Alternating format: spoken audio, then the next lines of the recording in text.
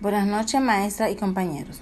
Sean todos bienvenidos a nuestra primera presentación con el tema Evaluación de la personalidad, orígenes, aplicaciones y problemas. Nuestro primer grupo está conformado por su servidora, Giovanna Almonte, Yulay Martínez, Emmanuel Rodríguez, Daina Batista, Josare Rodríguez, Leini Pérez y Carmen Julia Rivas. Para los psicólogos de la orientación conductual, la personalidad no es algo interno, sino más bien un patrón observable de conducta organizada que es normal de una persona. Además que es un constructo psicológico que se refiere a un conjunto dinámico de características psíquicas de una persona a la organización interior que determina que los individuos actúen de manera diferente ante determinadas circunstancias. Además, es un conjunto de características de patrones que se refiere a una persona, es decir, los pensamientos, sentimientos, actitudes, hábitos y la costumbre de cada individuo son algunas de las cualidades que hacen a las personas diferentes de las demás. La pseudociencia y otros antecedentes históricos. Entre las doctrinas pseudocientíficas están la frenología, la fisionomía y la grafología. Según seguidores de la frenología, el desarrollo de algunas áreas específicas del cerebro humano está ligeramente asociado a ciertas características de personalidad y trastornos mentales. Esta pseudociencia defendía que la forma del cráneo daba información sobre las facultades y rasgos mentales. Entre los rasgos de personalidad que están relacionados con la protuberancia, la cual se encuentra en diferentes áreas del cerebro, está la afabilidad, la combatibilidad y la codicia. Esta pseudociencia tuvo gran influencia en la psiquiatría del siglo XIX y la psicología de las facultades. Esta pseudociencia afectó los programas académicos de la época, mientras que la fisionomía se interesa en determinar el temperamento y el carácter a partir de los rasgos externos del cuerpo y del rostro. Uno de los instrumentos de la personalidad asociados de la fisionomía es la prueba S-Sonding. Esa prueba consta de 6 grupos de fotografías de 8 cada uno de pacientes con diferentes diagnósticos mentales. La suposición básica que subyace a la prueba S-Sonding es que los rasgos faciales de los pacientes mentales mostrados en las 12 fotografías seleccionadas y las 12 fotografías rechazadas tienen algún significado personal para quien las responde. Eso quiere decir que esta ciencia se estudia el rostro de las personas y las diferentes gestos y reacciones que hacemos con el rostro. Mientras que las creencias de la grafología, que es una actividad donde se analiza la personalidad mediante el estudio de muestras de escritura, supone que la escritura es un tipo de conducta estilística que puede reflejar características de personalidad, así como el equilibrio mental, la naturaleza de sus emociones, su tipo de inteligencia y actitudes profesionales. Es decir, que por medio de la escritura, esta ciencia determina qué tipo de personas somos. Gracias. Hasta aquí mi parte. Lo dejo con mi compañera Yulay Martínez. Saludos, somos el grupo 1 y le estaremos hablando acerca de la evaluación de la personalidad, orígenes, aplicaciones y problemas. Le habla Yulay y le estaré hablando acerca de la teoría de los rasgos y teoría de psicoanalítica. En la teoría de los rasgos de la personalidad, según Golden Arbor, son una estructura neuropsíquica que tienen la capacidad de traducir muchos estímulos funcionalmente equivalentes y de iniciar y guiar formas de conducta adaptativa y expresiva. Según Raymond Bernard Carter, que fue un psicólogo británico afincado posteriormente en Estados Unidos, clasificó los rasgos en 4 formas: La primera era comunes contra unidos. Segundo, superficiales contra fuente. Tercero, constitucionales contra moldeado por el ambiente. Y cuarto, dinámico contra habilidad contra temperamento. En los rasgos comunes, estos son características de toda la gente, mientras que en lo único son peculiares al individuo. En los rasgos superficiales de una persona, esta se puede observar con facilidad por su conducta, mientras que en los rasgos fuertes solo puede ser descubierto mediante procedimientos estadísticos de análisis factorial. En los rasgos constitucionales, esta depende más de lo que es la herencia, mientras que en los moldeados por el ambiente depende del entorno en que se rodea el individuo.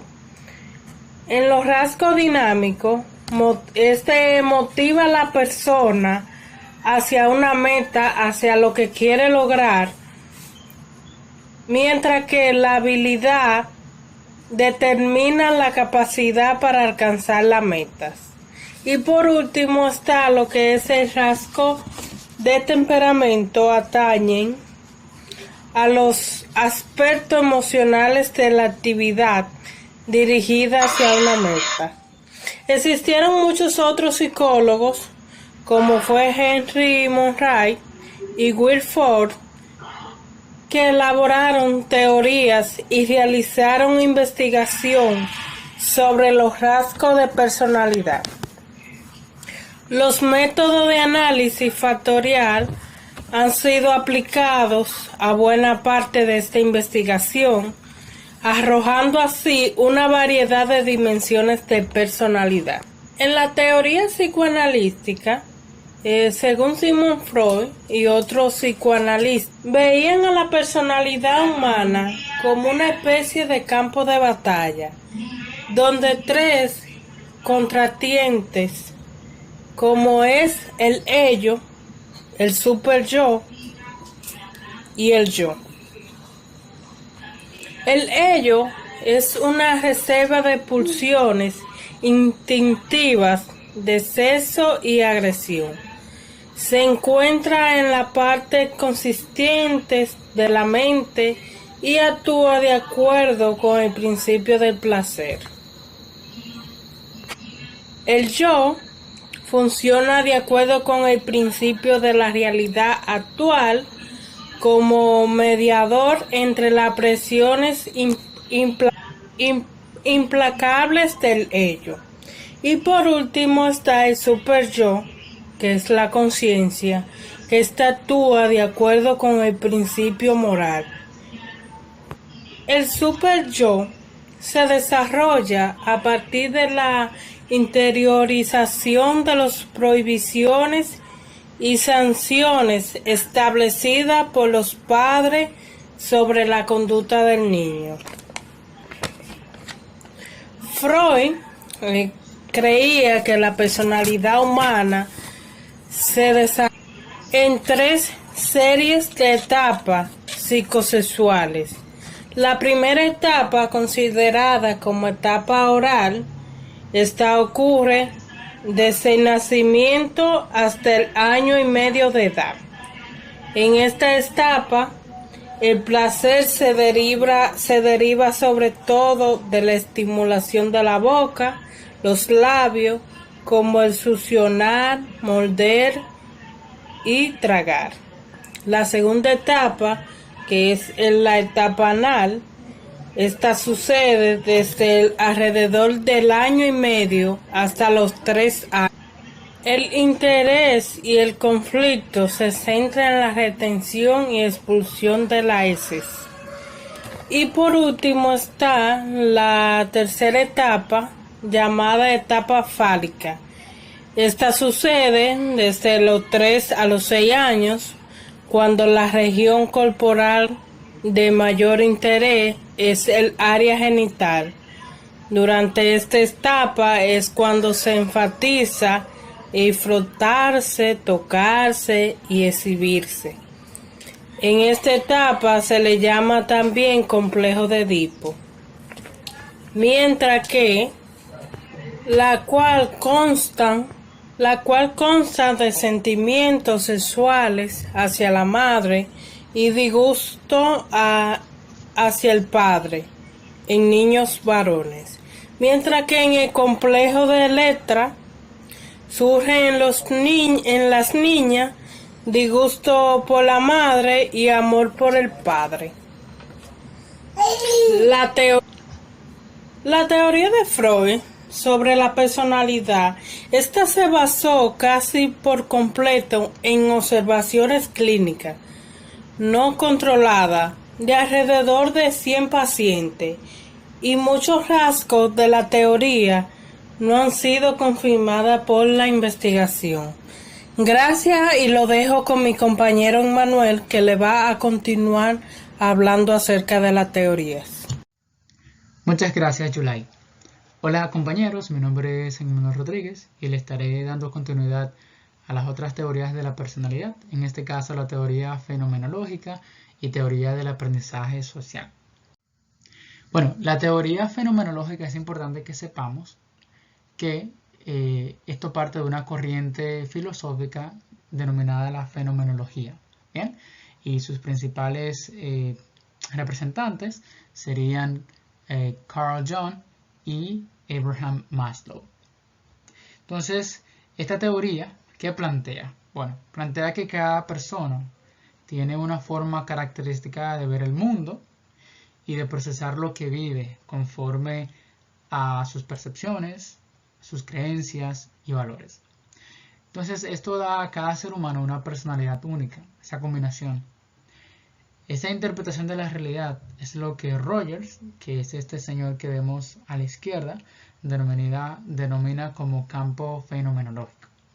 Para Rogers, la realidad es la percepción que cada persona tiene de ella y que no es posible observarla de otro modo que no sea a través del filtro de nuestra propia mente. O sea, que no se puede observar, en otras palabras. Por otra parte, claro, los representantes de la teoría fenomenológica, como acabo de mencionar anteriormente, Carl Jung y Abraham Maslow, inspirados en la corriente filosófica denominada fenomenología, consideran que dividir la personalidad en un conjunto de componentes, como quería hacer Alport y los otros representantes de la teoría de los rasgos, es cometer una injusticia con su organización integrada y dinámica. ¿Por qué? Bueno, porque de acuerdo a esto, la personalidad funciona como un conjunto de elementos donde por separado estos elementos no tienen ninguna función. Entonces, por eso es que esta teoría fenomenológica considera la personalidad como una gestalt, que también es una corriente filosófica. En consecuencia, los teóricos fenomenológicos han sido criticados por los enfoques psicoanalíticos de Freud, de los rasgos y factores y conductual. ¿Por qué? Bueno, por la forma como ellos ven la personalidad de manera, ¿verdad?, como integrada y que no puede ser dividida. Así también como los teóricos fenomenológicos, ellos también han sido difamados por la falta de evidencia de sus explicaciones. Como que básicamente lo que ellos dicen no tiene tanta base observacional como las otras teorías. En un análisis comparativo, o sea, comparando entre los diferentes enfoques, podemos decir que a diferencia del psicoanálisis tradicional, que enfatiza la importancia fundamental de los impulsos sexuales y agresivos, el inconsciente, las etapas psicosexuales del desarrollo, los teóricos fenomenológicos, en diferencia, subrayan las percepciones, los significados, los sentimientos y el yo. Pero no el yo de Sigmund Freud, sino el yo más bien del autoconcepto. Ellos consideran que la gente responde al mundo en términos de sus percepciones únicas y privadas del mismo, y que esas percepciones están determinadas por experiencias y los significados que las personas le atribuyen a esas experiencias, en un esfuerzo de realizar de manera plena, o de desarrollar de manera plena su potencial. De acuerdo con Abraham Maslow, Carl Rogers y otros teóricos fenomenológicos, todos pasamos por un proceso en el que nos esforzamos por alcanzar una armonía, lo que llaman una congruencia entre el yo verdadero, entre lo que yo soy, y el ideal, en lo que yo quiero ser o lo que debería ser, o la autorrealización. Y es ahí donde entra la famosa pirámide de las necesidades, que todos conocemos y que han hablado mucho en psicología, la pirámide de las necesidades de Abraham Maslow, donde la persona va alcanzando cada estadio hasta llegar a la autorrealización, que sería la última parte. Por último, en términos de test, los clínicos que apoyan la teoría fenomenológica tienden a preferir los estudios de caso y las entrevistas no estructuradas, por supuesto, en lugar de pruebas y procedimientos psicológicos objetivos.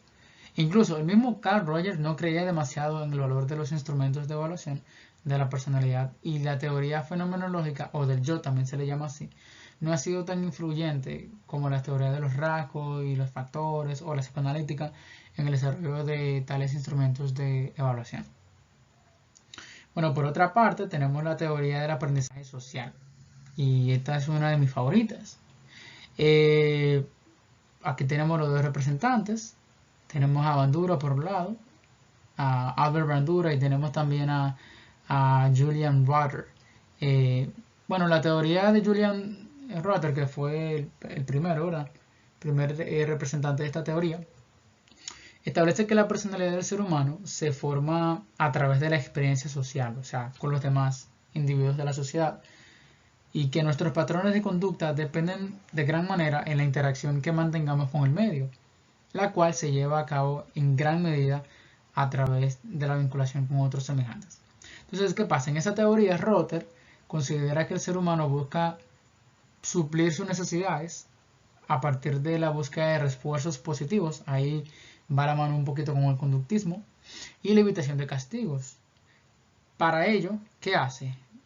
Va a realizar o no determinadas conductas en base a los aprendizajes que haya realizado a lo largo de la vida, y que éstas le supongan o no un refuerzo que le lleve a repetirlas.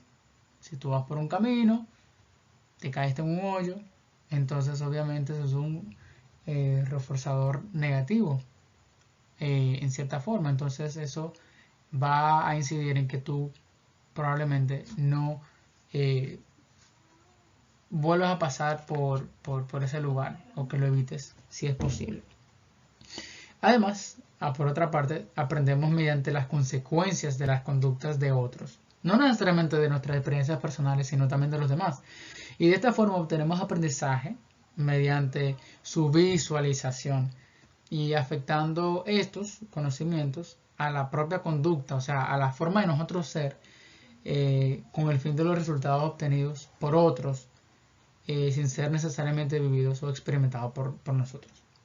Entonces, esta se trata de una teoría realizada en un momento de la historia, vamos a decir así, que la corriente predominante era el conductismo, y se ve en cierta forma ese elemento del conductismo en cuanto habla de refuerzos, ¿verdad? Sin embargo, Rother va más allá del conductismo, porque él considera, al contrario que el conductismo o los conductistas, que los actos mentales sí son estudiables objetivamente, y que considera que tanto el pensamiento, la imaginación, la evocación y otros aspectos relacionados a la cognición y la emoción son, vamos a decir así, que conductas encubiertas. Por otra parte, no menos importante, tenemos la teoría del aprendizaje por observación de Bandura, que es una de mis favoritas, quien enfatiza que un ser humano no es un autómata pasivo, o sea, la persona no va por ahí haciendo conductas simplemente porque sí. También las personas obviamente influyen y son influidas por el ambiente social, en el cual tiene un lugar el aprendizaje por medio de la observación, la imitación y el modelado. Esta parte, la parte del modelamiento, es sumamente importante de la teoría de Bandura. Y a diferencia de los conductistas más tradicionales, Skinner, Hall, etc., Bandura sostuvo que buena parte del aprendizaje tiene lugar sin reforzamiento. Y aquí es que está. sin reforzamiento, o sea, en una ausencia de recompensas y castigos, pero siempre hay un pero, ¿verdad? Que el reforzamiento es importante para determinar cuándo ocurre la conducta aprendida. Por último, Bandura también enfatizó el hecho de que el aprendizaje y la conducta son mediados por las percepciones y las cogniciones, y que la gente usa representaciones simbólicas internas de su ambiente, y que estas representaciones en cierta forma median los cambios que tiene la conducta. Y entonces la persona visualiza las consecuencias de sus acciones, o sea, las acciones de la gente, aprende a regular su conducta. Entonces, en base a esto, lo voy a dejar con mis otros compañeros que van a seguir desarrollando el tema. Le voy a dejar con mi compañera que le va a seguir hablando sobre esto. Muchas gracias. Buenas tardes, maestras y compañeros. Mi nombre es Daina Batista y le estaré hablando sobre el uso y abuso de la evaluación de personalidad. Son procedimientos e instrumentos de evaluación de personalidad que se utilizan en escuelas, clínicas, hospitales, prisión y otros escenarios donde los resultados contribuyen a tomar otra decisión. A esto se refiere lo que llamamos problemas éticos. Entre estos métodos de evaluación de personalidad se encuentra la observación, la entrevista, la escala de calificación, la lista de verificación y los eventos y las técnicas proyectivas. En otra ocasión, esos métodos han sido mal aplicados por personas no capacitadas o personas con falta de ética, personas que no pueden hacer la evaluación porque no son profesionales. Se necesita mucho entrenamiento y experiencia para convertirse en un buen observador e interpretación de la personalidad. Los maestros gerentes de personalidad y otros psicólogos a menudo pueden aplicar escala de calificación y lista de verificación de una manera simple. Hasta aquí mi parte. La voy a dejar con mi compañera Yosairi, que le va a estar hablando sobre la evaluación clínica.